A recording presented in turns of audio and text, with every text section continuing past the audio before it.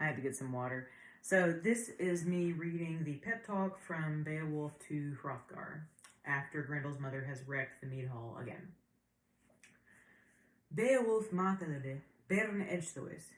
Nee, snorga, snotorguma, selre bidachwan thate his frende reche, thonne hi felle morne. Ure alwit shell ende gebieden worden lives, wirtjes ethe motte domes ardethe. Dat bith driksguman of liefjendem after celest. Aris, riches word. Uten rathe fern Grendels magen, gang schelgen. Each hit de gehate, no he on helm losseth, ne on foden fathom, ne on viergenholt, ne on je finnes grund, gathar he wille. Tis dogger thu je field half awena je wilches, swa each de weneto. And then this is the modern English.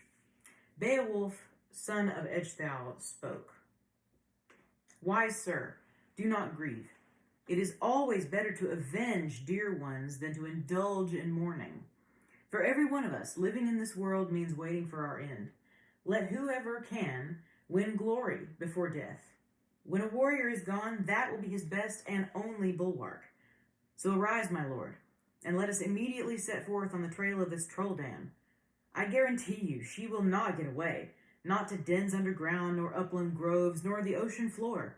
She'll have nowhere to flee to. Endure your trouble today. Bear up and be the man I expect you to be.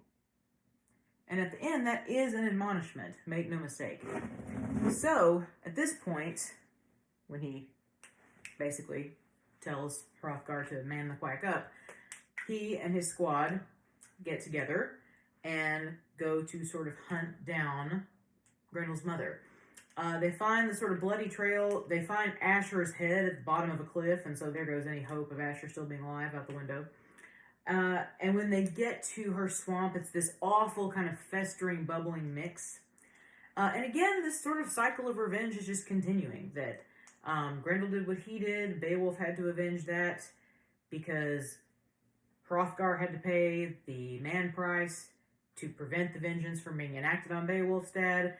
And now Grendel's mom came back to avenge her son, just like the Danes had to avenge their fallen when they were stuck with the Jutes. And it all just is sort of like Inception. It's just vengeance within vengeance within vengeance. And at this point, people are not feeling so good about Beowulf's chances because he has to fight underwater. This entire battle happens underwater. Presumably, Beowulf is just so amazing that he holds his breath the entire time. And Beowulf is kind of like, for us, what would be sort of a Marvel superhero. He's capable of things that regular people are not. And so back then, they were probably like, sure, why not? Somebody that strong, could have done this. So he kind of addresses his people, but something special happens before he goes under. And Unferth gives him something called Hrunting, which is his own family sword. Well, let's try that again. And now that Unferth has kind of sobered up and seen that Beowulf does actually mean what he says and that he judged him harshly, he actually tries to make amends by loaning him the sword. He says, I want to give you my family sword so that you can use it against her, and it's his way of trying to apologize. And so Unferth actually, as opposed to Hrothgar, Unferth actually mans up, realizes he was wrong, and does something generous, again, generosity, to make amends for that. Now, once Beowulf gets down there and he starts fighting Grendel's mother, it's worth noting that Hrunting fails. Hrunting breaks. It doesn't work.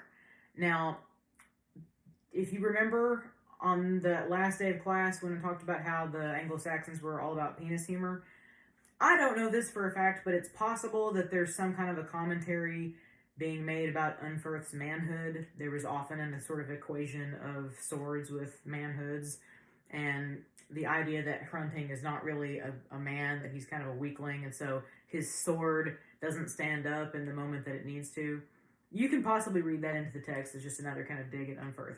But for whatever the reason, that sword fails, and it turns out, luckily for Beowulf, that Grendel's mother is an antiques collector, and he looks around, and on the wall is a giant's sword, a big sword used by giants from the olden days, and it's a magic sword, and he takes it off the wall, the audacity to come into your home and use your own antiques to kill you, and uses it to cut so deeply into the mother that he pretty much decapitates her. Again, he doesn't really mess with her beyond that. He doesn't move anything.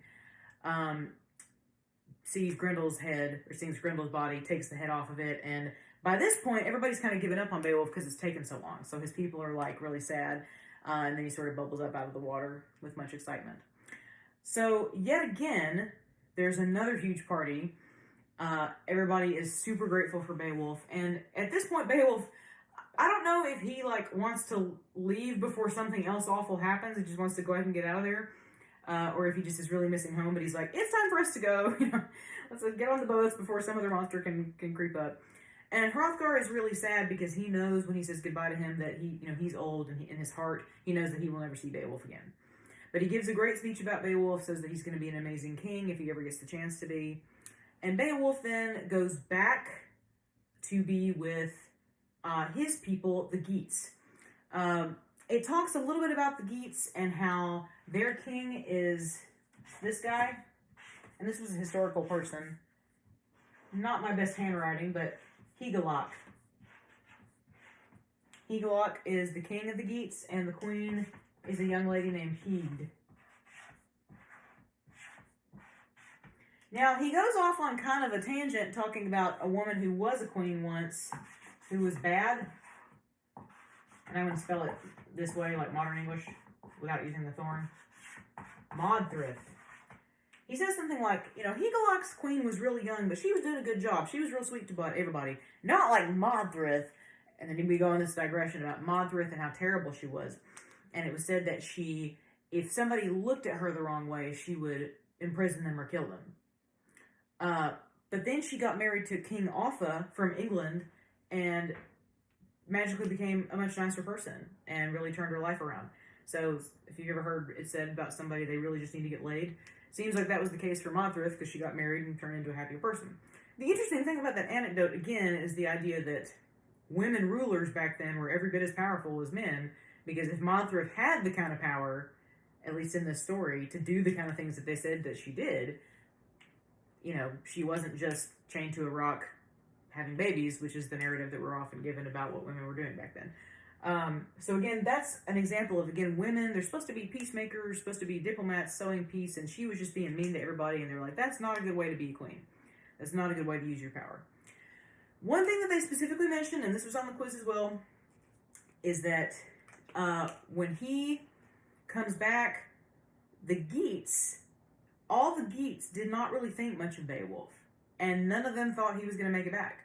So the Geats must just be like a race of like Asgardians, basically like superhumans, because they thought that Beowulf, compared to them, was a weakling and that they didn't think he was going to do particularly well. And Hygelac starts his speech by saying, well, Beowulf, I told you not to do this.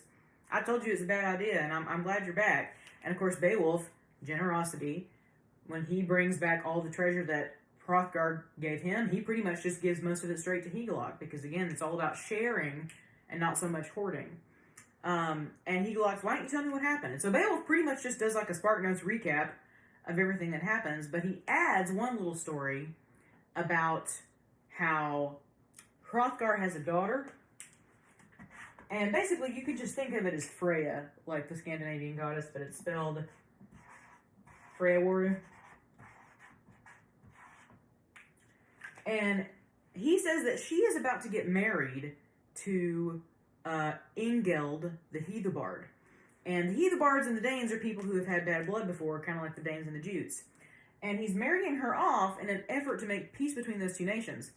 But Beowulf kind of pauses and says, he spills the tea, and he's like, personally, this is not going to do any good. He's like, I don't think this is going to be a good idea. She's beautiful, and Ingeld is going to love her, but like, these people fought each other, they're bitter enemies. What do you think is going to happen at the wedding feast when all the Danes walk in wearing the prizes of war that they pried off the dead bodies of the Heathobards?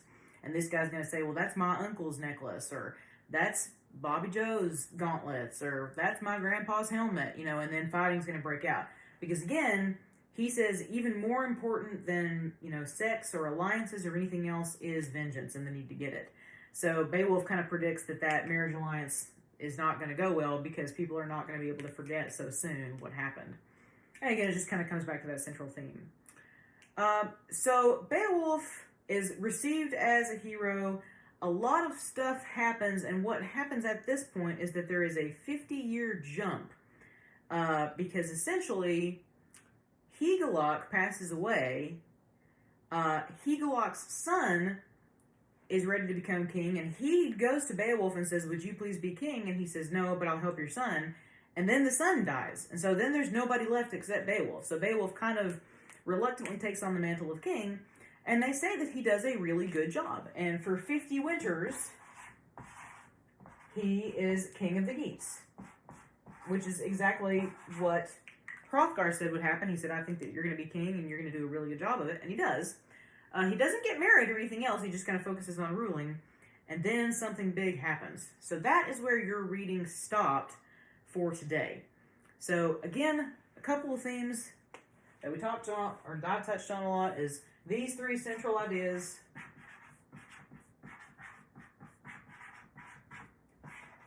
And when Beowulf has his big pep talk with Hrothgar, it's because he feels like he is failing in this department. You know, you're not supposed to display cowardice to the people around you. And then this one, the all-important. And so you can see why it was difficult for them when Christianity came along, and Christianity said, "Get rid of this altogether." Christianity said, "Yeah, you need to keep this one. This is a really big one. But we need to scratch this entirely, because we're going to be doing this turn in the other cheek thing." And they just did not know how to process that. And that's why a lot about Christianity had to change in order for it to become a marketable product, so to speak. And then, again, the idea of sort of sacred boundaries. Inside versus outside. Safety. Order. And then chaos. Danger. And magic. But the idea of crossing that territory is a really big deal, and it emasculates or humiliates whoever owns that border, because they weren't able to protect whatever was inside it.